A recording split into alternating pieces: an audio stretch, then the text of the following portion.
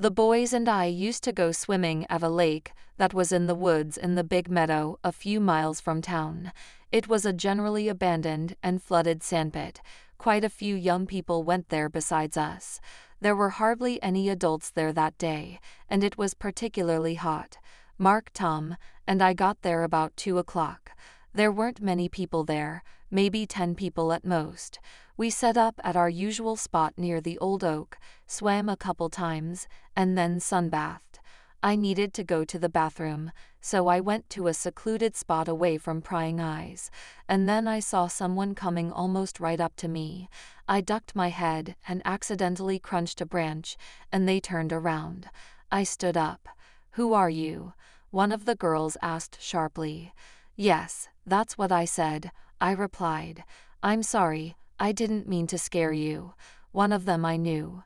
It was Emma from the parallel class, and the other one I saw for the first time. She was taller than Emma and dressed in blue. "And that's you, Jack." Emma recognized me. "Meet Lily, my cousin." Lily smiled. She had a beautiful smile. "Come over to our place," I suggested. "We'll sit there with the boys." We went to our place. Mark and Tom were glad of the company and the chips, and turned the music up louder. Lily was fun. She was telling me about the university she was attending. We laughed a lot and I kept looking at her. "It's hot today," Lily said. "Let's go swimming again." We went to the water. The rest of us stayed on the shore. The water was warm and nice.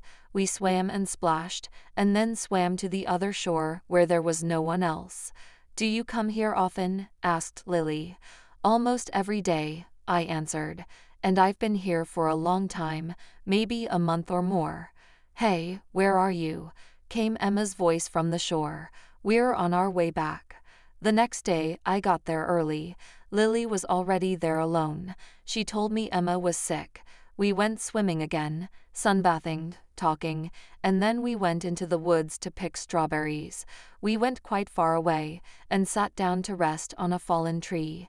Lily was very close to me. I could smell her skin and see the droplets of sweat on her neck. She turned to me and I kissed her. She responded. It was the most unforgettable day of my life. For the whole month we met every day at the lake and in the city.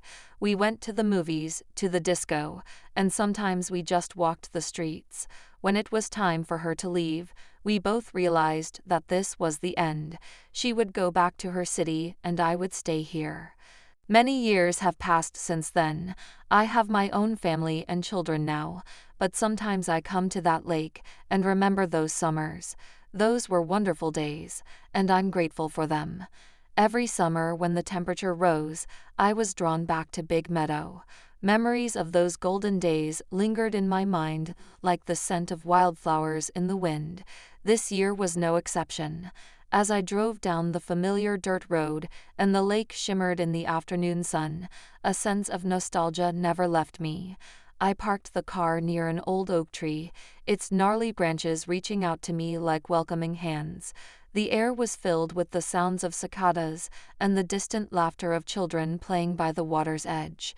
I took off my shoes and let the cool grass tickle my feet as I made my way to the shore. The lake hadn't changed much.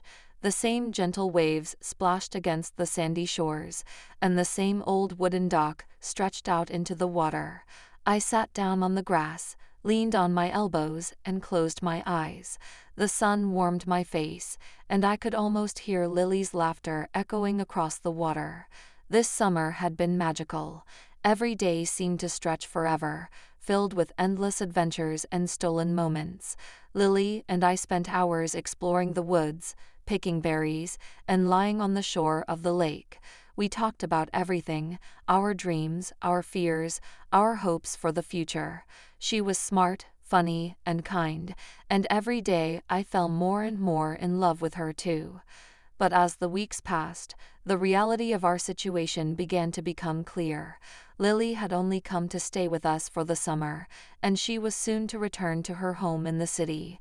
We both knew this was coming, but neither of us wanted to talk about it. Instead, we focused on making the most of every moment we had left together. One evening, as the sun dipped below the horizon, casting the lake in a golden glow, Lily and I decided to go swimming one last time. The water was calm and still, reflecting the pink and orange hues of the sky.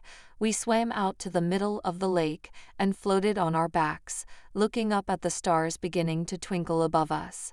"I don't want this to end," Lily whispered, her voice barely audible over the quiet murmuring of the water.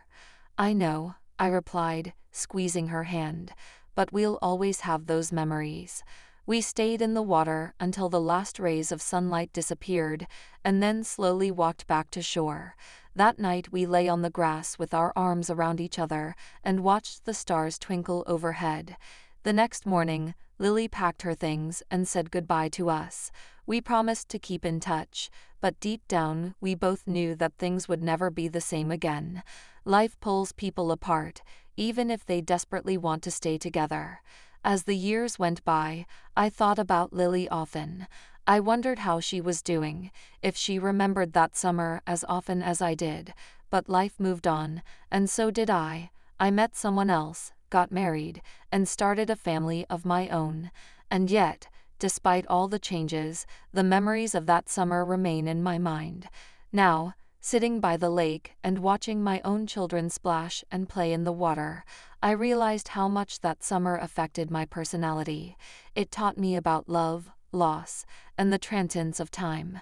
It showed me that even the most beautiful moments can't last forever, but their beauty lives on in the heart. I stood up and walked to the water's edge, dipping my toes into the cool water. The sensation triggered a flood of memories, and for a moment I thought I was 18 again, standing by the lake with Lily by my side. Looking at the water, I whispered a silent thanks to fate, for giving me these wonderful days, for teaching me the value of love and friendship, and for leaving me a treasure trove of memories that I would cherish forever. And as I turned to walk back to my family, I knew that no matter where life took me, I would always carry that summer with me, in my heart, in my soul, and in every step I took.